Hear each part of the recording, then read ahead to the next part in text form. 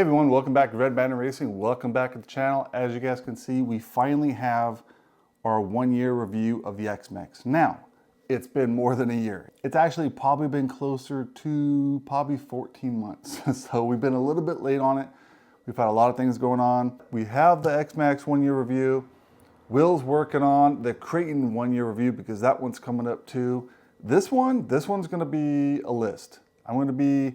Unfortunately, I'm gonna have to cheat. I got my cheat code right here because I'm gonna have to remember everything we did to this car because we did have a lot of problems when it first came out, and we ran into more problems as we went through our first couple bashing videos. So let's get right down to it.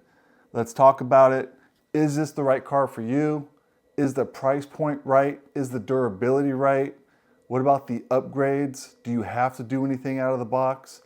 If you guys are thinking about buying an XMAXX, definitely watch this video.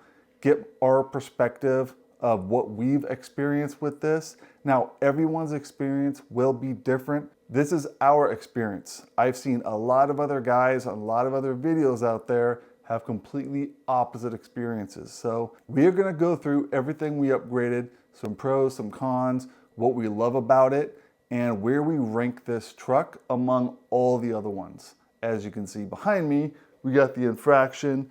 We're doing some tire testing on that one, which that video should have already came out. We got the Creighton, finally getting the Creighton bash worthy again. So we're gonna be taking it on its second bash since we did all the upgrades. And we will be taking it out with the XMAXX and the sledge. Also, we got the X01 here. That's gonna get a new body. It's got some new tires coming. We're gonna do some more speed runs. And maybe down the road, we throw a hobby wing in that. Let me guys know, do you guys want to see a hobby wing in this and see if we can't break 110, 115 miles an hour? I don't think it really can. I'm gonna try, but I think it's too late. All right, let's rattle off some of the problems that we first had when we got this truck. As you can see from the parts in front of me, the first thing we had to replace was the motor. The motor started cogging really bad after a bad jump, and we decided to pull the trigger after we replaced the motor just to put a new one in. We had too many problems with this, and I don't know if it's just because it's Traxxas' motor. As you guys know, this is the Traxxas motor. This isn't a Castle motor, so that is Traxxas', and I don't know. I didn't like it. I felt like it was underpowered. We went ahead and swapped it out for a Hobby Wing 5690. I believe that's a 1250 or 1275 kV, 1250 kV. So we went and switched it out and it ran great. It ran perfectly great. I wanted to go ahead and update the servo because the servo, as you guys know, is extremely weak in most of the cars that come out stock on Traxxas' end. I went ahead and decided to get the best servo Traxxas offered at the time, which was the 600 series high torque servo. Now, this servo is actually, you can't even get it anymore. So it is the 2085R. You can't get this. I believe they changed it to a 2822. I can't remember off the top of my head what servo it is, but they got a brand new servo out and apparently it works a lot better. So I know they know there was a problem with this, and that's probably why it was on back order so long. But I threw this in immediately after putting this in. The ESC was cutting out. It was losing power on impact. And when I mean impact, I mean if I was doing a bicycle or something small like that and it fell over on its roof, it would cut power. Not even a big jump, it would just cut power. We narrowed it down to the servo. We went ahead and put the stock servo back in, and we put the replacement ESC in, and it worked just fine. So I know something was cutting it out on this. Now, it also took out the receiver. I went ahead and bumped this up to 7.4 volts from 6. Traxxas' receivers just can't handle it. We were gonna try it. It lasted a lot longer on the sledge when I did it. The sledge went on 7.4 volts for a long time. I switched it back to 6 because I didn't want to go through another issue. For some reason on the XMAXX, it didn't like this. So we went ahead and had to replace this. And with all the problems that we had, we decided, you know what, let's just throw the Hobby Wing setup. Let's get a Max 6. So we replaced the stock ESC. We put a Max 6 in it, and we haven't had one problem since. That was a big upgrade, going from the Traxxas stock electronics to aftermarket. As for the servo, it is the Savix Black Edition servo, the 2290 SG. That is a great servo. You are gonna have to get an adapter. I went ahead and got an aluminum hot racing adapter to make that fit. You may have to make some modifications to the chassis in order to make it fit, but it works great, handles a ton of power. The only thing we need to do is put a BEC. I know you guys have been hearing me talk about that forever. It is coming. We got a lot of stuff coming at the end of the year. We're gonna be putting servos in almost all of our cars. We got 4 cars now that need a BEC, so we're doing some big upgrades. Now, if you guys watched that last bash video that we did, yes, I broke the wheel off. What happened was it broke the hub, destroyed the tri-shaft, and ruined some bearings. So I went ahead and replaced that before doing this video, but these hubs did great. These hubs have lasted a long time. This is the first time replacing them.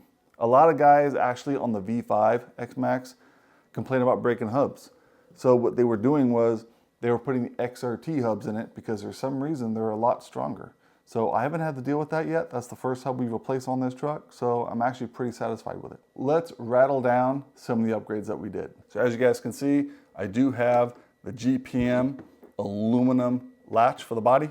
And that thing, if you don't have one, this is a must. This body is not flowing off since putting that on.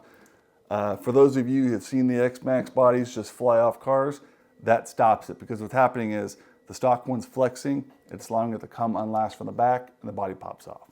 Haven't had it happen since, and this thing has taken a beating. So I'm just gonna kind of run through the upgrades we did on this. Replace the front and rear arms with RPM, installed Vitavon output cup sleeves, replaced the stock springs with heavy duty, Black Edition Savic Servo 2290 SG with a hot racing servo horn, front and rear spiral cut gears from Hot Racing 3511s, Hobbywing 5690 1250 kV motor, Hobbywing ESC Max 6 ESC. We got the M2C aluminum ESC plate, M2C motor mount with perfect mesh, 3D printed dual fan for the motor, aluminum ProTek fans, Vitavon Mod 1.5 Pinion and Spur 2035, steel center diff output gear 51 tooth and a 20 tooth input gear, and as I stated before, the GPM alloy body shell latch. So as you guys can see,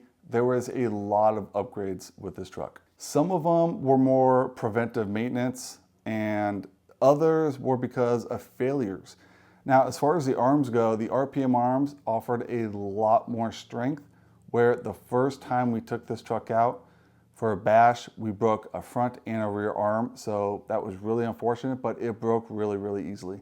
Now, the first actual test run that we did with this truck, we actually broke both front and rear upper bulkheads. So that was also very disappointing. So this truck has weaknesses right out of the box. Now, I don't remember this being a big problem for the earlier versions of the XMAXX. Now, as you guys know, this is a V5. I'm not gonna list all of them right now, but it is the version 5. Now, the last year's version seemed to have a lot less issues from what I've seen. If you're buying one of these, I would say you're probably gonna wanna invest in the RPM arms. There's not much you can do about the bulkheads, because if you put aluminum bulkheads in it, which you can do, you're just going to run into problems with the front and rear shock towers, because those are also going to break. I've broken both of them. After the second replacement of the upper bulkheads, I can tell you this, I haven't broken one since. The best thing that you can do for this truck, and I know a lot of other guys will swear by putting aluminum everything on their cars, take some WD-40. And you know what? Let me grab it for you, because there is 2 types you can use. All right, just as a quick tip, you got your standard WD-40. I would spray your whole car with this, obviously except for the electronics, mainly focusing on your suspension and your chassis. Spray it down, let it soak for a couple of hours, and then wipe or blow the rest off with compressed air.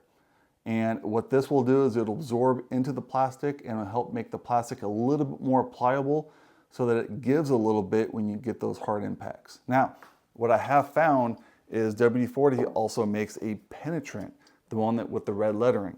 Now this one from what I've seen works a lot better than the regular WD-40. So it's a little bit more expensive, but I have tried it and I can tell you it does work. Haven't broken any shock caps, haven't broken the actual chassis. Actually, you know what? I did crack the chassis. I did crack the front chassis. It was a bad impact. I did fracture the front chassis, went ahead and replaced that. A lot of guys haven't complained too much about the electronics. So the only thing that I would do out of the box, get those arms replaced and switch out the gearing. Put the high-speed gearing in it, watch your temps, you should be just fine. It's gonna wake this truck up. As far as the tires go, it does come with belted tires.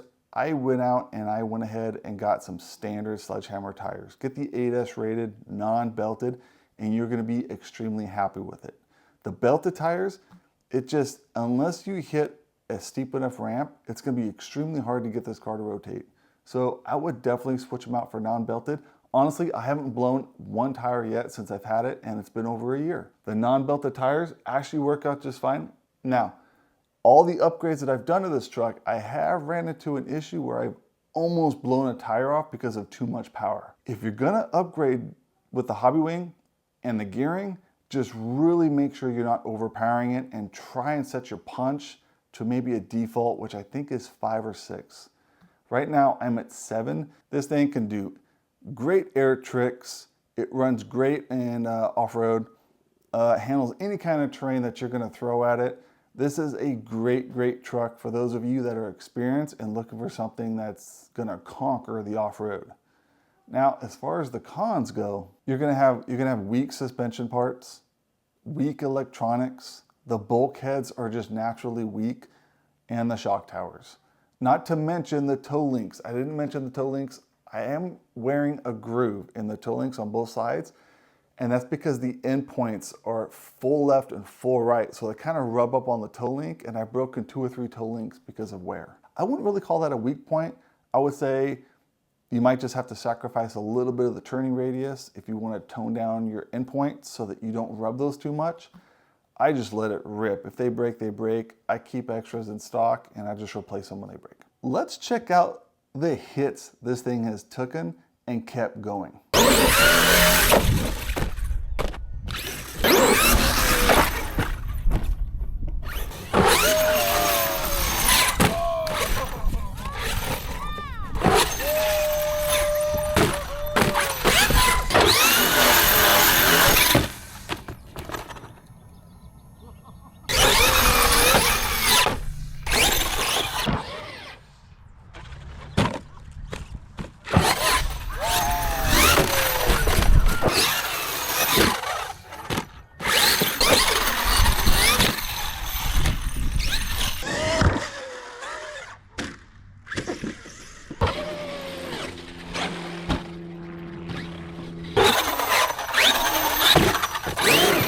This thing can take a beating, as you can see, and it just keeps going.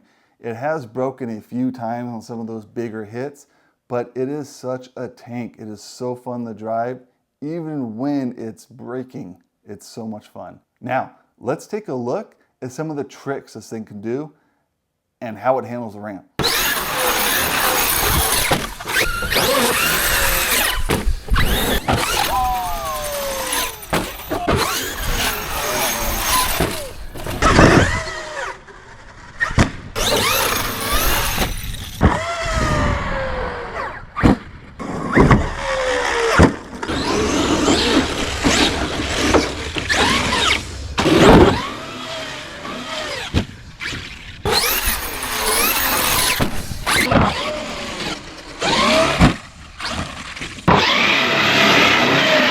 Double backflip.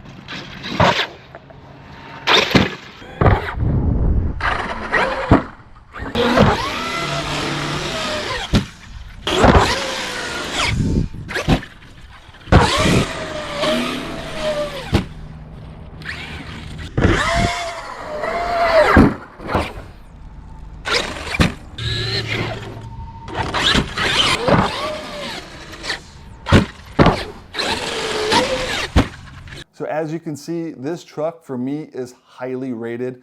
I love this truck. It's extremely fun. Again, for those of you who are new to the hobby, I would jump right into a Max, maybe even a Creighton or something like that, or a Sledge. Sledge is kind of pushing it, so is the Creighton because they're both 6S, but anything 4S or down, get your feet wet, get into it, because once you start jumping into this thing's got a lot of power. If I had to rank my favorite cars, and I think I've said this in the past, the X01 has taken the cake. Yes, it's mainly for the street use. I think it's underrated. This is an extremely fun speed car. You can take this thing through the streets, you can do high-speed passes, you can put different tires on it and take it off-road. Not off-road, but I mean, you can take it down jogging trails and rip it through the dirt, maybe on a baseball field. I love the X01. The X01 is probably my favorite car, and it's becoming a close tie between the Sledge and the XMAXX, but I would lean more towards the Sledge just because it took less upgrades for it to get to the point where it doesn't break. As for the XMAXX, it took a lot to get it to the point where it's at. Now it's to the point where it's at where I can take this thing and go ripping. As you guys saw from those clips, this thing is so much fun off the ramp. I can hit any jump. It doesn't matter how big it is. I could probably do a backflip on it, and I almost got it to do a standing backflip once I put those Mod 1.5 gears in, because it dramatically changed the gear ratio and delivered so much more power. The one thing that you guys have to watch out for though is the upgrades. I know everyone likes to upgrade this, upgrade that, and to go upgrade crazy. I just don't like to do it. We don't like to upgrade unless it's absolutely necessary to keep the car not just going, but to make it more durable and to make it more enjoyable. Because that's the main thing. If this car is not enjoyable and you're just dumping money into it, it's probably not worth it. You need to buy a car that can handle the kind of driving that you want to do with minimal upgrades. And you know what? As long as it puts a smile on your face, that's all that matters, and the XMAXX does. It just took a while to get the smile on my face because for a long time, I had a frown. This thing was in here on the workbench a lot. You also got to remember, the more upgrades that you do, the more weak points you are possibly creating. We've had a lot of comments asking us to put in the 900 kV, I believe it's the 900 kV motor. That's too much power. As you guys know, the lower in kV you go, the more bottom end you get, and the higher the kV, the more top end you get generally. It also depends on your gearing. That's a lot of motor. And the more motor you put into this, the more risk you're running blowing out diffs, blowing out your ring and pinion. Too much amperage, too much voltage, you're gonna end up burning up your ESC. You just start running into problems. So yeah, I would upgrade it as you need it, not just to upgrade. Now, as far as the motor mount goes, I really like the Bauhaus motor. It worked great. But once I upgraded the ESC, I was having issues with everything fitting because of the 5690 Hobby Wing motor. The only thing that seemed to really fix all my problems was just to go to M2C ESC plate along with the motor mount, and they fit together perfectly because they are designed to work together. And for me personally, I don't like doing a lot of upgrades. I like it when they look stock, because once you start upgrading too much, it doesn't really resemble the car you first bought, and working on it does become more troublesome depending on the upgrades that you did. $1,100, is the XMAXX worth it? Is it worth $1,100? I put twice that into this XMAXX to get it to where it is right now. Right now, I can take it out and do whatever I want with it, and it is so much fun. If I would have known before buying it, I was gonna put that much money into it, wow, you know, I really had to think about that even before making this video. Wow, I still have to say yes because it's an XMAXX, and I know non-Traxxas people out there can go, well, you're just a fanboy. Well, no, if you don't have an XMAXX, it's kind of hard to give your opinion about it, whether you like it or not, and if it's worth it. But once you've owned one or driven one, you'll know exactly why I say it's worth it. So yes, I'd say yes, I think it's worth it. You may not run into the same problems that I ran into. We've had other Traxxas models that didn't need an ESC or motor, and they've lasted a long, long time. It's just one of those deals. You get one that's been troublesome, or you get one that works great. The Sledge, non-stop issues until we resolved them, and then it's been fantastic. It's been the most durable car that we own. I think it's worth it. I love the XMAXX. It's fun. It's so much fun to take off-road. Doesn't matter what kind of terrain you live in, this thing will conquer it. I have friends that have driven this thing in the snow. It can hydroplane with paddle tires. It'll backflip. It'll do whatever you want. It'll do bicycles. It's such a fun truck. We have so many great videos coming out with this truck. We're gonna verse it against everything that we can. Well, I hope you enjoyed this video. I hope I went over as much as I possibly could about this truck after over a year now. If you guys have any questions, leave a comment. Let me know your guys' experience. Have you guys experienced anything that we have? Have you guys done the upgrades that we've done? Let me know. We want to hear those. Is there anything that we're missing that we should do that you guys recommend? Because I didn't mention a lot of the little stuff like the RPM front bumper, you know, stuff that really doesn't really change the durability or the handling. We have gone through 2 bodies, so it does go through bodies. It's a heavier truck, but let us know. We want to know what you guys think. Let us know if you guys agree. Make sure you guys stay tuned for the Creighton review, and let us know what kind of bashing you guys want to see. As you guys know, we do have a Patreon. We don't force anyone to sign up. We do put sneak peeks once in a while up there. It's mainly just for you guys, not only to support the channel, but it's going to come right back to you guys. We don't have enough members yet to really make a gain on doing a giveaway just yet, but we are getting very, very close. So if you guys aren't subscribed, subscribe, and we'll leave it up to you guys what kind of giveaway we do, whether it's just a couple small cars or 1 big car.